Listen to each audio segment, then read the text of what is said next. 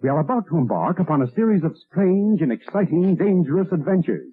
Adventures that will lead us to all parts of the world. Hello, and welcome to another Bad Comic Review. This time we're looking at Something Crawled Out, Issue 1. This is a 2024 book from Vault, written by Sun M, art by Madcursed, letters by Jim Campbell, and the print is too small to read who did the editing, so I'm just going to skip that because I don't really care. This cover was by Cass Madcursed Peirano, and the cover's okay. It got me to buy the book, and believe me, I didn't have to pay very much for it. It's a $5 cover price, but my comic shop charged me a whole lot of nothing. So we start off with two people on the roof of a house, giggling and goofing around. It took me about 6 pages to realize one of them was a girl, and then we find that out when she gets up in the bathtub and we see that she's got boobies. And then we get to see the other one again, and they talk a lot. So Eddie, that's the girl, and Rainer, that's the guy. She calls him the devil all the time, and he seems to have some kind of superpower. And we get to see them eat and talk. And there's a couple of really big panels of eggs. Then they talk some more. We find out somebody went missing and that most people don't like Rainer. And Rainer's car is being worked on by a guy named Lyle. And that was exciting. Real riveting stuff. Then she goes through the window of Rainer's house and drops him off some food. So they eat some more. And they talk some more. Then they do a lot more talking. They walk around for a little while. And then Eddie has to go to her job. And that's super exciting. The power goes out. And then there's some weird guy with glowing eyes at the door wearing fishing waders. So he probably wanted to buy a soda or something. But it freaks everybody out because he's got glowing eyes and fisherman waders. And eventually he leaves and Eddie gets a gun and pulls it out. But it's nobody there. And then Rainer's there. And then some guy comes by. And then that guy dies. And there's a naked, gross looking lady. And something really bad happens there. This was one of the most boring books I've read this year. There is no concise anything in this book. It is all dragged out. There are a lot of pages here, but a lot of it could have been cut out completely. There's entire sequences that didn't add anything to the book. I don't know who edited this, but they should be fired. This was just all over the place boring. It's not Act 1 buildup. It's just a string of events that happened in somebody's life for several days and a couple of flashbacks. It didn't drive the plot forward. We didn't get that much character development. We had a lot of pointless talking and eating and wandering around and talking and eating. I see what they were trying to do was trying to do character development and world building. It failed horribly. If this was a TV show and this was the pilot episode, this thing would have been canceled. The only interesting stuff happens in the last couple of pages. All the setup about these missing people is lost in all the nonsense with going to see Lyle about the car and climbing through the window to eat and so-and-so doesn't like so-and-so. I was bored out of my mind. This was not exciting. It was not even attention-getting. It was a lot of dead space posing as storyline. This should have been concisely cut down by about half. And it easily could have been, too. There's a lot of panels that could have been cut out or made smaller. I didn't need to see 4 panels of eggs, okay? You could have cut that down to 1 or 2 with some dialogue boxes and had the exact same effect instead of trying to show off. And I don't particularly care for this manga-esque art style to begin with. And while the shading is pretty good and the colorist did a good job, there's too much wasted space in here. Too many scenes that are just dragged out and or inserted just to pad the book. I feel kind of bad I wasted 20 minutes reading this because it took me that long because I was so bored. I kept finding myself looking around the room and looking at other books I could be reading. So I'm not going to recommend this. Maybe issue 2 picks up. I don't know. This was obviously written for the trade paperback to pad the numbers on this. So if you're going to read this, get it out of a discount bin. Don't bother getting the trade paperback unless you find it at a discount store for like $4 because I would feel cheated for that $4 too. But the paper quality is really nice. The colors really pop. The cover really has nothing to do with the book other than you can see the guy with the fishing hat and glowing eyes and waders in this. And there is one scene with a gun at the end of the book. Otherwise, this was a real big miss for me. I am not going to recommend this. This wasn't scary, this was tragically boring. And it could have been scary, it could have had an ominous feel through the entire book by talking a little more about the missing people and a lot less about all the interpersonal drama with Rainer and Eddie and their weird relationship and how much so-and-so doesn't like Rainer, blah, blah, blah. It just really didn't work. This was an attempt at trying to capture the magic of like paranormal teen romance or like Riverdale TV show, and it falls flat on every angle. I'm sorry. This book has potential, but it really, really needs to edit out a lot of the fat in future issues and focus more on the storyline and less on the interpersonal drama nonsense. So not a recommendation at all. That's going to do it for this one. Thank you so much for listening and supporting the channel. If you enjoyed the episode, please hit the like button and share it on your social media. Subscribe if you haven't so you don't miss future reviews. And if you'd like to help the channel out in other ways, links are in the description to various support methods. And as always, we hope to see you on the next one.